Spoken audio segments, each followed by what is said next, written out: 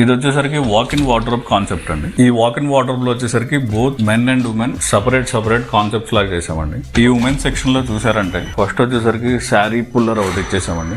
తర్వాత storage cabinet ఒకటి ఇచ్చేసాం. దాని తర్వాత మిర్రర్ ప్లేస్ చేసుకునే ప్రొవిజన్ లేకపోతే బిల్ట్ ఇన్ మిర్రర్ లాగా ఒకటి ఇచ్చేసాం. అండ్ ఈ క్యాబినెట్ లో వచ్చేసరికి మనం యాక్సెసరీస్ ర్యాక్స్ అని ఇచ్చేసాం. ఇక్కడ వచ్చేసరికి జ్యువెలరీ ర్యాక్స్ ఇచ్చేసాం. ఈ కింద కూడా 2 స్టోరేజ్ యూనిట్స్ అనేది ఇచ్చేసాం. అండ్ ఇది వచ్చేసరికి మెన్స్ సెక్షన్ అండి.